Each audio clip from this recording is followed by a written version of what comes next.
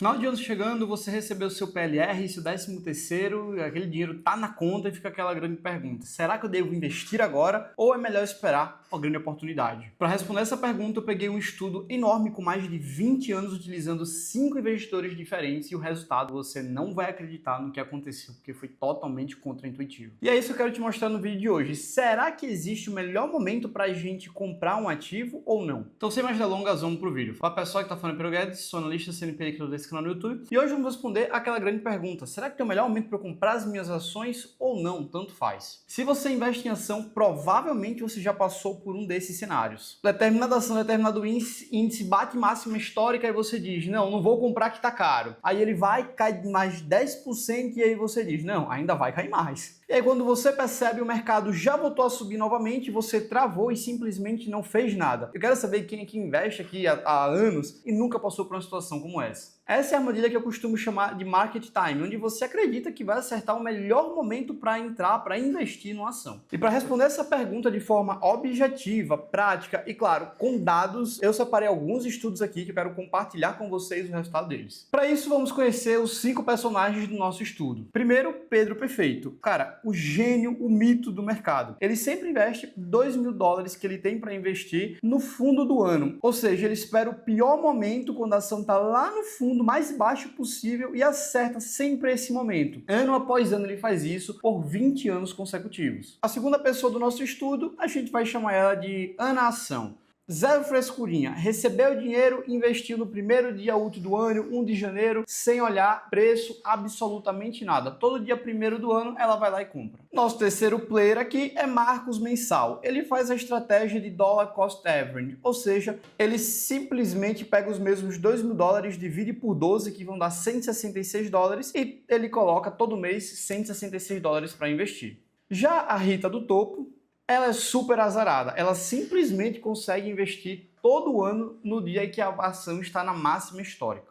Que tecnicamente seria o pior momento possível para você estar comprando uma ação, que seria o momento de maior alta, a máxima do mercado. Já o Léo Tranquilão, ele é o clássico brasileiro. Acha tudo caro, fica esperando a grande queda e deixa tudo em renda fixa, fazendo caixa, esperando o momento correto para comprar uma ação. E aí, depois de 20 anos, todo mundo investindo $2.000 por ano, só que de diferentes formas, como é que foi o resultado desse pessoal? Em primeiro lugar, quem teve a maior rentabilidade, como a gente pode ver no gráfico, foi o Pedro, com $186.077. Pedro Perfeito, aquele cara que comprava sempre na baixa, sempre no dia do ano, que era o momento de maior baixa possível. Em segundo lugar, a gente tem a Ana Ação, com $170.555. Ela foi aquela investidora zero frescura. Simplesmente pegou o primeiro dia útil do ano, foi lá e investiu todo o dinheiro que ela tinha para aquele ano, que era os $2.000. Já em terceiro colocado, a gente tem o Marcos Mensal, aquele que simplesmente pegou, dividiu por 12 e colocou todo mês a mesma quantia. E por incrível que pareça, em quarto colocado, a gente tem a Rita do topo, que comprava sempre na máxima histórica, sempre no dia que estava batendo a maior máxima da bolsa naquele momento. Tecnicamente, o pior momento para você comprar uma ação, como muitos acham por aí. Ela conseguiu um patrimônio de $151.343. E lá no fundo, com a diferença significativamente menor do que todos os outros players, Léo Tranquilão, que simplesmente fez caixa e não comprou nada porque sempre esperou o melhor momento chegar.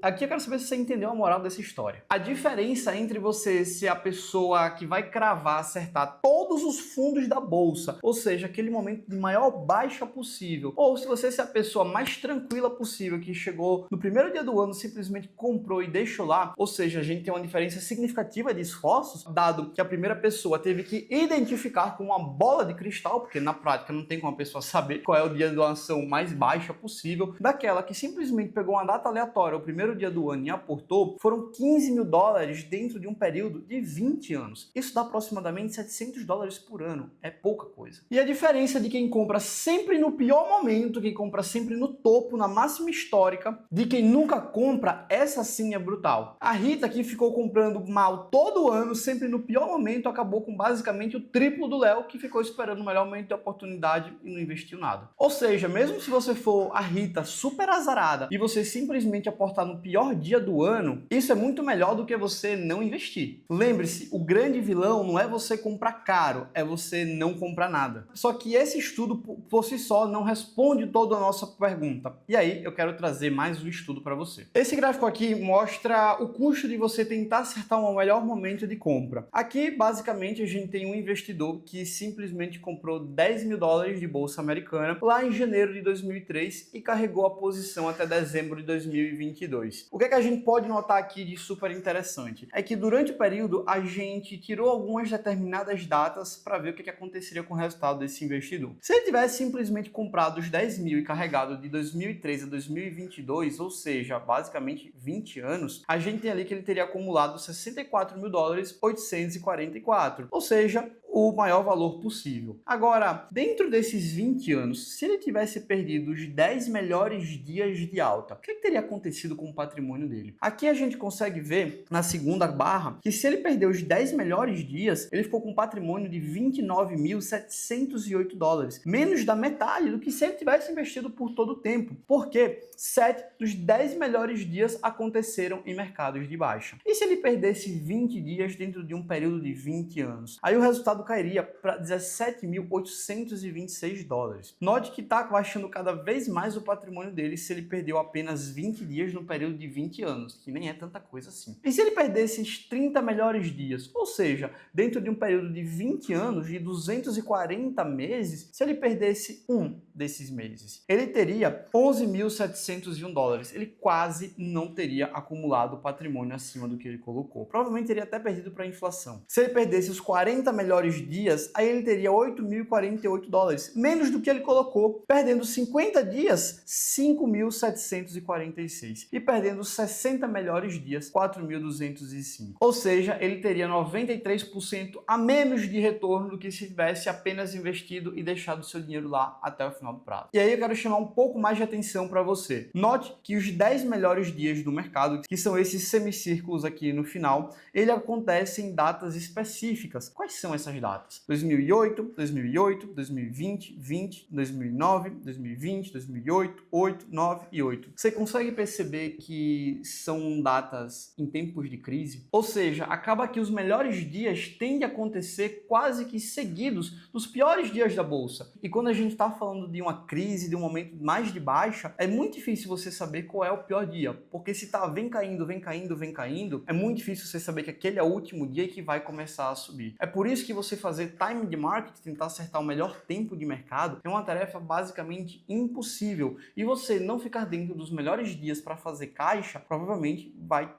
te trazer menos retorno do que você acharia que iria ter. Ou seja, pouquíssimos dias fazem uma diferença absurda na sua construção patrimonial. Na prática, tentar adivinhar qual o melhor momento faz você entrar e sair nos momentos errados, tirando sua construção de patrimônio. E ainda assim, para responder a nossa primeira pergunta lá de trás, eu trouxe o terceiro estudo. Dito que nesse momento ainda vai ter gente pensando: é melhor eu acumular esse dinheiro investido em renda fixa e comprar somente nas quedas. Esse gráfico ele traz duas estratégias, uma chamada Buy the Dip e a outra DCA, ou Dollar Cost Average. O Buy the Dip é bem parecido com aquela estratégia do Pedro, o mito do mercado, a lenda, que ele simplesmente consegue comprar no pior momento entre duas máximas, ou seja, tem duas máximas, uma hoje e uma daqui a um mês, o ponto mínimo entre duas máximas ele sempre compra. É um pouquinho diferente da nossa primeira estratégia, porque lá ele comprava tudo no pior momento do ano. Aqui não, aqui ele vai estar comprando sempre num intervalo mais baixo entre duas altas, que são exatamente esses pontinhos vermelhos. Então sempre que chega nesse intervalo, ele aporta, ele aporta, ele aporta, ele aporta. Esse estudo foi feito desde 1970 até 2020. E aí, o que a gente pode chegar de conclusão? O Dollar Cost Average, que é aquela estratégia que a gente também viu lá atrás, no qual você pega o seu aporte e divide, compra todo mês um pouquinho, a mesma quantidade, essa estratégia que é o DCA, o Dollar Cost Average, trouxe um retorno no longo prazo maior do que você tentar comprar no fundo entre duas baixas. E claro, quando o Shiller faz esse estudo aqui, ele deixa muito claro, você não tem uma bola de cristal para saber qual é o ponto mínimo entre duas máximas. Afinal de contas, você não sabe qual é a máxima que vai acontecer lá na frente e saber que hoje é o ponto mínimo. Então,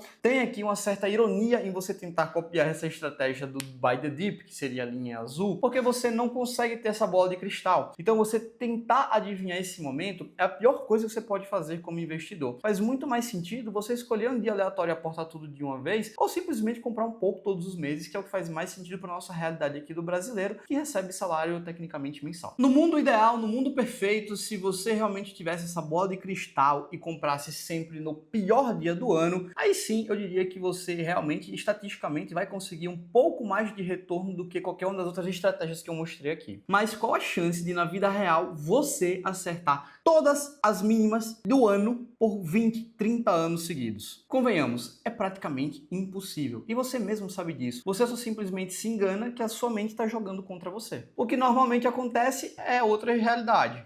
O investidor vai naquela história de acumular caixa, investimento de reserva de valor e fica acumulando durante as crises. O mercado sobe por muitos anos. Quando vem uma crise, nem ele sabe que aquilo é uma crise, ele deixa a oportunidade passar ou compra no momento errado, porque ainda pode ser que caia mais depois que ele comprou, e você perde a maior parte de alta. Isso porque o mercado sobe caindo e 80% das maiores altas da bolsa vem em 20% do tempo. E você tem que estar posicionado em momentos estratégicos, que é a minoria do tempo. É onde acontece a maior parte das altas. Então, ficar tentando acertar entre um momento perfeito para se investir e aportar com regularidade, os dados mostram que o investidor médio tende a se sair com resultado muito melhor de acúmulo de patrimônio para viver de renda, fazendo aportes mensais regularmente. Ou investindo em um dia aleatório do mês, investindo logo o dinheiro que tem e pronto, e simplesmente esperando. Então, qual é o melhor momento para comprar uma ação, que foi a nossa pergunta inicial do vídeo? Para o investidor de longo prazo com carteira diversificada, a resposta é bem menos sexy do que você achava que seria. O melhor momento para investir é aquele que o dinheiro está na sua mão e você tem a estratégia correta do que você vai fazer com ele. Ou seja, se está com dinheiro hoje, já investe hoje mesmo e nem fica olhando para preço. Agora, se emocionalmente você não tem um psicológico para aportar tudo de uma vez, aí faz mais sentido você fracionar ao longo de semana ou de semanas ou meses o seu aporte, definindo um valor fixo e utilizando a estratégia do DCA, o Dollar Cost Average, todos os meses. O que os estudos nos mostram é que tentar acertar o fundo quase nunca funciona, dito que você não tem uma bola de cristal para isso. Investir tudo hoje ou fazer Dollar Cost Average é a estratégia mais sensata e funcional para o investidor de longo prazo. E a pior decisão que você pode tomar é ficar esperando a grande oportunidade para investir. Essa é que vai trazer pior retorno de todos. Vale lembrar que isso não significa você sair comprando qualquer ação, qualquer ativo que aparecer na sua frente. Essa estratégia é totalmente válida desde que você tenha ativos estratégicos de forma correta na sua carteira, respeitando a relação de risco e retorno, dando um peso correto para eles, e aí sim, com a carteira diversificada, essa estratégia que faz total sentido para o investidor. E agora que a sua pergunta está respondida e eu tenho certeza que você gosta desse tipo de vídeo, já deixa o like, se inscreve no canal, que é muito importante para eu estar produzindo mais conteúdo como esse. E claro, ajuda dando like e se inscrevendo, porque você também contribui, ao invés de só sugar informação, você ajuda aqui a toda essa produção, esses estudos que eu venho trazendo para vocês ao longo dos anos. Isso é mostrar para o YouTube que você gosta do vídeo, que esse conteúdo é sério e pode ajudar outros investidores a se beneficiar desse estudo, não só você. Então, se vocês tenham gostado do vídeo, é só o começo. Até o próximo.